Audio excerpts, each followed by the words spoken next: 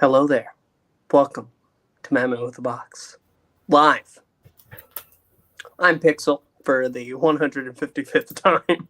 Joined as almost always by OZChris.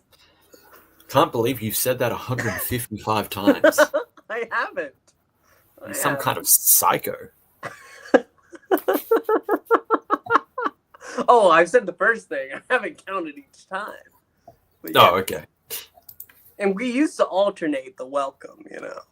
That's true. I don't know why you're still doing it. I don't know. I could have just stayed silent and we could have just stared until you realized. Scared and just be like, who's going to say it? Who's going to say hello?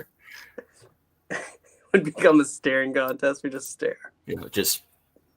We missed last week because unfortunately I had to work and I was there until about 1 a.m. So. And I wasn't here. You weren't here, which is fine. So we went ahead and put a post.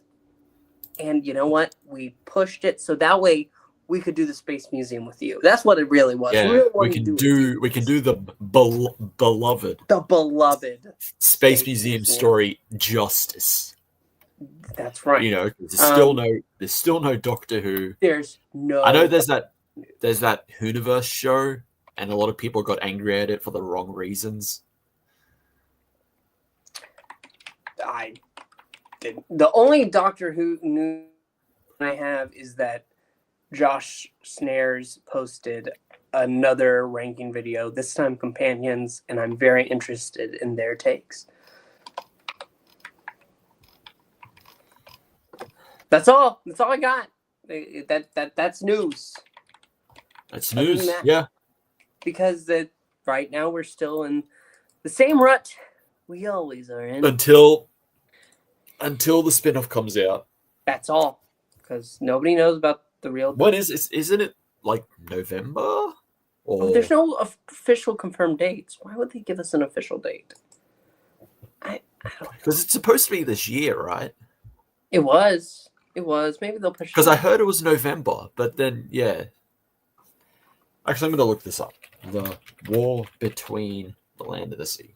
It's astounding that we are in a darker age for Doctor Who now than we were. Expected 2025. Yeah. So, it's okay. We're going to fight the sadness by talking about the only Doctor Who we can't, which is Classic Who. In Big Finish. New Who is still, I don't know. Nobody knows where Modern Who is. It went off of HBO Max, and there's no talks about. You have to buy it on certain platforms. Yeah, we're not doing that. I wish I had bought when the collection, not the collections, but they have their sets for the 11th Doctor, 10th Doctor. I wish I had bought those. I should have on Prime. Yeah, honestly, I wish I bought them as well. Yeah, then again, I have no room for on my shelves at all. That's okay. That's okay, because we'll just keep the channel going along. There's plenty in the big. We don't really have to worry. Yeah, pretty much. But yeah, there's no real news to talk about. Joe of the Corallos will be joining us later. I haven't heard from Gevain of the Animated Concepts. And I haven't heard from Landry since San Diego Comic-Con. I'm starting to get a little bit worried, just a little bit.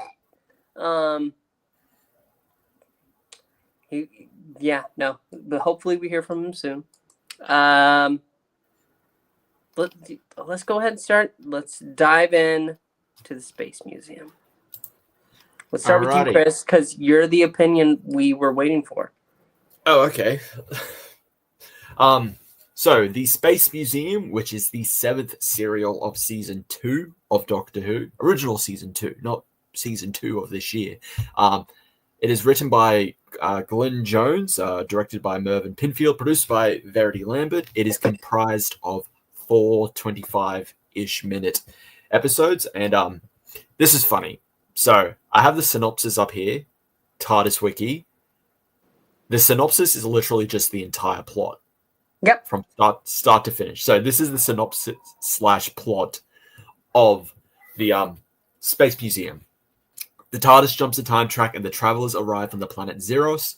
There they discover their own future selves displayed as exhibits in a museum established as a monument to the galactic conquest of the warlike Morok invaders who now rule the planet. When time shifts back to normal, they realize that they must do everything they can to avert this potential future. Vicky helps the native Zerons obtain arms and revolt against the Moroks. The revolution succeeds, and the travelers go on their way, confident that the future has been changed. Not really a synopsis. You've just told us what the fucking episode is. So great job, whoever put that up on TARDIS Wiki. I should actually look up if that is like the actual synopsis. If I like go on, I don't know, like Wikipedia or anything. The Space But Museum. I do enjoy if you go on the TARDIS Wiki and you go to each episode, they describe each scene and they go through it. It's very nice. As they should. Unlike certain pages in TARDIS Wiki where it's like, we're not going to update it and it could be something new. I hate it when it's something old, like it's been out for 20 plus years. Like if you go on some of those Big Finish stories from the monthly adventures range and they'll have it like part 1, part 2, and then to be continued. Yeah, It's no been one's really 20 years. no one's really been updating them. Somebody should. Somebody should. I'm not saying it's me, but I don't have time. No. I'm sadly, that's something that while I am a very devoted fan, that's something I would have to be paid to do. All right. So my thoughts on the Space Museum. Yes. I'm going to say, thank God it's only 4 parts. Part 1, the Space Museum, I really enjoyed. I really liked everything that was going on in that episode. The whole like setup for the story. The whole they can't touch the exhibits except for that one. I think it's in part 1 where they hide from the where they hide and they touch the exhibit. They accidentally, you could actually see it move. So yes, I know it's a set, but like all of that. Then they see their future selves in the display cases. All of that, like that cliffhanger. I like bits of part 2. Obviously, it has the most iconic Doctor Who shot of the Doctor inside of the Dalek. That is one of the most iconic pictures from Doctor Who. But like from part 2 onwards, I just was not interested in the rest of the story. It's kind of just whatever. It's just there. Then it's like, oh, now the Zerons, they've got the weapons. They're revolting. The day is saved. We've averted the future. That's it. But then you get the cliffhanger that leads into, I think it's the chase, where with the Daleks Dalek at the end. Yeah, because they trick you. They show the Dalek twice, but it's just the casing. Then they actually show you a Dalek in the cliffhanger. It's very reminiscent of what I believe in The Might of the Daleks, Josh Snares was going for there. Yeah. That ending, like, da, da, da. We will get them. We will follow them. But I love the chase, which I love the chase like like you're right. The story at a certain point, you're like, okay, I know what's. I don't care about the Moroks. I don't care about the Zerons. No. Like they're not interesting. It's the Zerons like they've taken over our planet and we need to revolt. It's like whatever, sure, okay. You do you. This whole thing is carried by the interactions between the Doctor and his companions. That's what it is. Because every time Ian getting to be Action Man and just I want to shoot you. I want to shoot you with this. But also William Hartnell's just his little things that he does every time. Yeah, when he gets out of it. When he's in the Dalek and he imitates it, then he gets out of it. Gremlin mode. Yeah, absolute gremlin mode from William Hartnell in this episode. That's what Stephen Noonan grabs onto. And then when he wakes up after being like, what do they call it? That is specific. They were getting him ready for display, but I forgot the word that they use. Crap, what is it? I forgot too. It's something. But yeah, like afterwards, and he's just like, oh, I planned for this. Oh, It's my plan all along. it's my plan all along. But yeah, like, other than that, I think after part one, and maybe like after somewhere like halfway through part two, it kind of falters a bit, and it really starts to lose my interest. So it's a whatever story. Like, it's not bad, but it's also not good. It's just kind of there. And it's kind of good that it's only 4 parts. But it does feel like if it was a bit longer, maybe it would have fleshed out a lot of the stuff a bit more.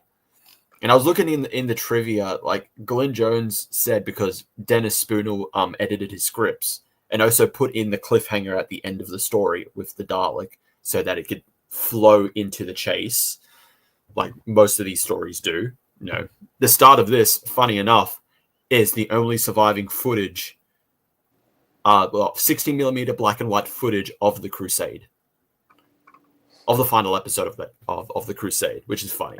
That is.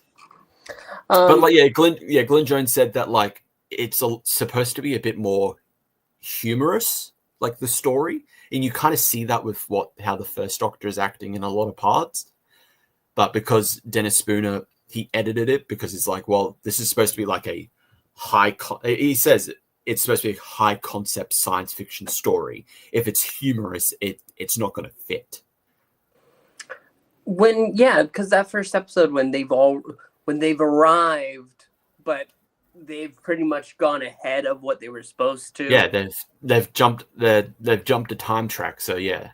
Yeah. That whole thing of like Vicky dropping the glass and then it just like, I like that. Like I said, the first part is really good. I know when Joe told us about this, it's like, oh yeah, the first part is really good. It's just afterwards, it's not really. But yeah, that first part, the Space Museum of the Space Museum, is a really good like episode. It just starts to falter. Yes. And Joe has arrived just in time to hear us say that, yes, he is absolutely right in his estimate. The first episode's great. Fantastic. If it was all that first episode, wonderful. But following it's okay. It exists. Yeah. Mm-hmm. It's an episode. It is the story of all time. Yeah. Hi, Joe. We had no news to talk about, so we've just jumped right into it. Yeah. No, that's fair. Yeah, no, I love the first episode of this story so much. It might be like a 9 out of 10. Like, it is just because it's so early in the show, and for them to be doing something with a time travel show for like still kids at this time, that early in Doctor Who, and kind of playing with like aspects of time travel and how to that level in that story, and in particular in that episode, and talking about like when they, like them arriving and how that like affects like future them and all that. Like, that's really interesting that early Who was doing that. Like, so interesting. And then after that, it's just like 5 out of 10s across the board. They are all the most like just generic, like, oh wow.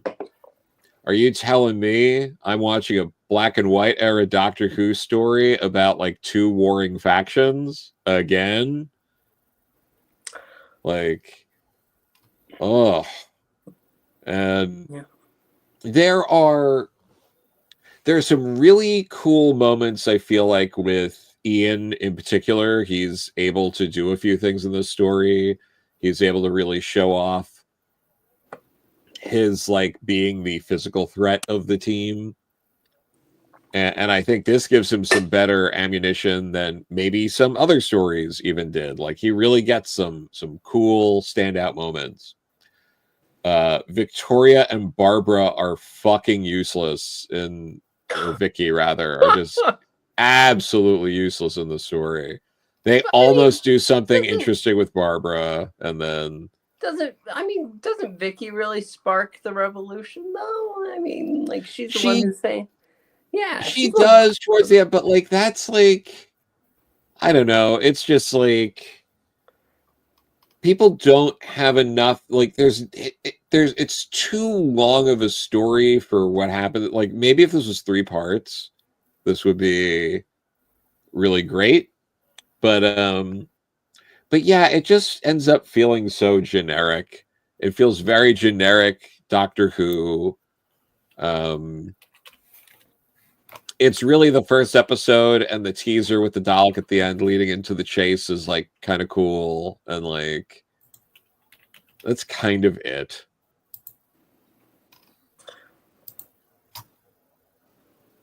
Well, that's all right then.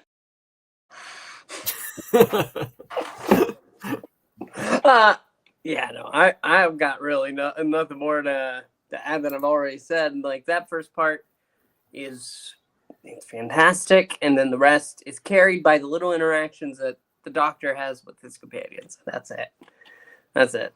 There's not a lot else. There's not much more meat on this bone. And yeah. So unless Gevain suddenly pops up right now, no. Let's start diving into some numbers. What would you go ahead and rank this story overall, Chris? Before we get into the numbers, I have some story notes, some facts. As I mentioned earlier, the first episode, the Space Museum, begins with a brief reprise of the final scene of the Crusade. This clip is currently the only surviving 16mm black and white film footage from that story's final episode, The Warlords. It was during the production of this story that Jacqueline Hill, who plays Barbara, decided that she was leaving. And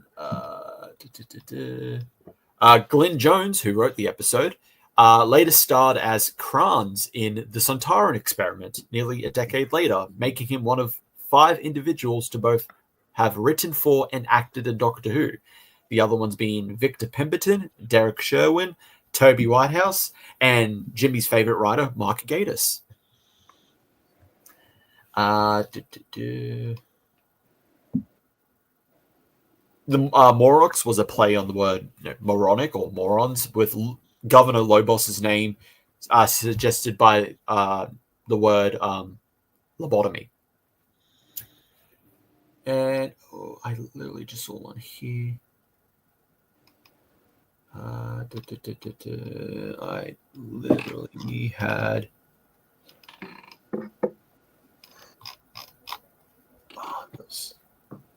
Thank you, person who is not Matt Fish.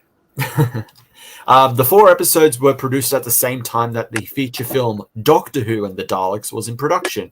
And speaking of the Daleks, the Dalek casing in the museum, that would be the last time we would see that version of the Daleks until 2015's The Magician's Apprentice. Because the Dalek at the end of this story has a slightly different casing. It doesn't have the metal band on it. So yeah, this would be the this version of the Dalek casing was the original design of the Dalek. It would be the last time we actually see that until 2015. So geez, quite a long time. And last thing, not really a fact or anything, but I just want to say, whoever writes these pages for TARDIS Wiki, I don't know. I know sometimes facts aren't that interesting, but like, here we go. World building. The Morocks were from Morocco. And then if I click on Morocco, here's the only sentence on that page. Morocco was the planet of the Morocks. I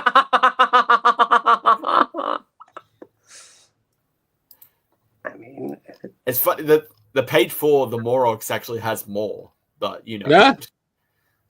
it has several more sentences. But yeah, other than that, rating. Yeah, I feel like if everything was as good as the first episode, I would be giving it like 8, maybe 9.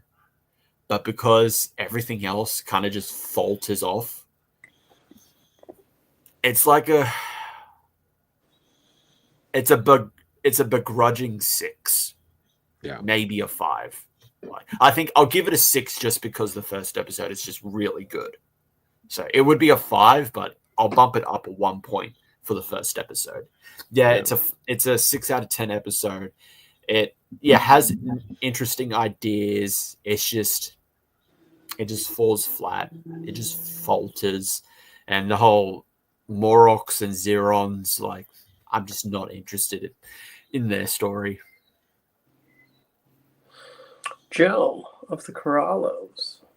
I was honestly thinking like the same thing. I want to give this a 6. Like I said, like the first episode's like a 9 out of 10, and then everything else after that's a 5. It's all so. It just feels so generic, like needlessly so, and having it be at a museum and using props and older props and stuff too, kind of like just adds to that. So it's like it reinforces how tired the story is. It is both. It's such a paradox. It is both one of the first episode has some of the most interesting ideas in that whole second season in terms of like incorporating time travel into the plot and all of that. And then everything else feels like you could plug anyone into it. It's so surface level. It's just such a superficial story that even at this early in Doctor Who feels tired, which is crazy. So yeah, 6 out of 10. And it's because the first episode just lifts it up so much. I do have to ask, Chris, do you think Robert Sherman really defends this? Like, because if you look at those story notes at the bottom, he says in the documentary, defending the museum, Robert Sherman suggests that, oh, well, it's supposed to be a parody and all this on the quintessential Hartnell villain. Do you think he just really likes the idea of the space museum part? Because when you have Dalek and the Doctor enters the museum and looks at an old enemy, I just noticed that parallel. This might have inspired him in that moment. Probably, yeah. Probably. Yeah. I'm going to make this the sign of the beast and just have another 6 on there.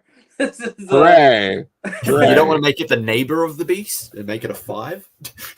No. No. Yeah, no. With the rest of it being fine, and only one is like truly edging on like greatness. No, it's a 6. And we did it. That's our show. We did it. It's true. It happened. It could be worse. We could have watched Planet of the Giants. Oh no. It could have been worse.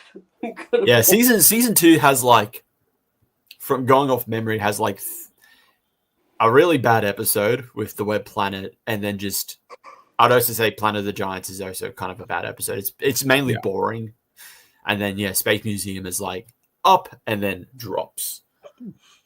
Yeah, I mean, season 2 for me is Dalek Invasion of Earth and The Time Meddler are 2 really great stories, and then most of the rest. I like the chase. The chase is good. I love the chase. The chase is fun. I don't know how good it is, but it's very fun. I think Invasion of Earth is a better story, but the chase might be more fun. Yes, it is more fun, which is part of the reason why I like it more.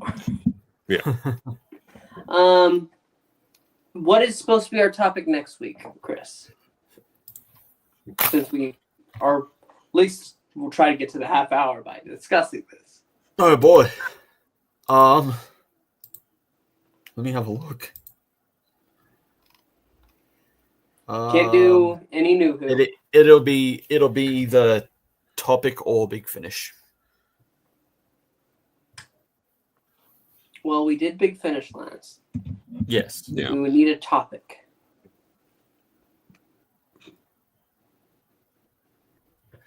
That's the thing. I can't think of a topic. I mean, we could go with something just like, unless some big news hits in the next week, of like, where should New Who end up streaming wise? Oh, well, that's an interesting. Oh, that'd be a good discussion. Considering like beforehand, it was just kind of like thrown wherever. Yeah. Like it wasn't on like one central. Aside from iPlayer, which is only in the UK, it's not in one. Wasn't really in one central area. I'd say also throw in Classic Who because that's been like gone from streaming for like ages now. Only for you, buddy. Oh, sorry. Yeah, but I think that's also makes the conversation interesting because you have different resources at your disposal than we do. So yeah, you know what? I'm bringing back Quibi. I think we should all watch it vertical. There we go. We should all watch it. 10 minutes. We should all watch it as David Lynch very famously hates on our fucking phones. Yeah,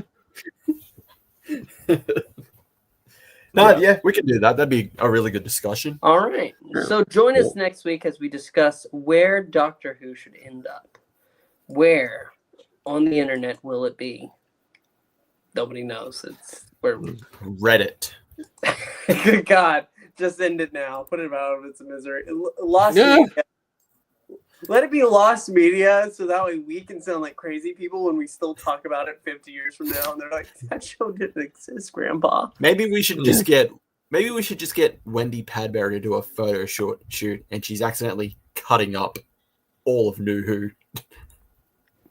Oh yeah, no, that'd be fun. I think Wendy's going to be at LI Who this weekend, which I will be at. Yeah. To answer not Matt Fish, we don't know. I think you can buy it. You can buy it from what, Apple TV. You could buy it from YouTube or Amazon. You can buy episodes. That's never can't stream it, but you can't stream. It's not on a streaming platform. It's not like unless you got iPlayer. But that you'd have to be across the pond for that. Yeah, no, you'd have to get a VPN. And I feel like that with what's going on with the whole age verification thing, I think they're also trying to like cut off VPNs if you try to do that. So who knows at this point? Who knows? Maybe the BBC, when they got wind of this whole thing, were like, okay, the contracts are expiring. We can just keep Doctor Who to ourselves. Maybe a giant. But forgetting that Disney still has the recent stuff. Maybe we'll have the spin-off as well. So I don't know. We'll find. We'll save that for next week. Yeah. Alrighty. Thanks so much for joining us. Short stream tonight, and we'll see you all. Sail the 7 seas for right now. It's all you can do. All right. Good night, everybody. Good night. On Z.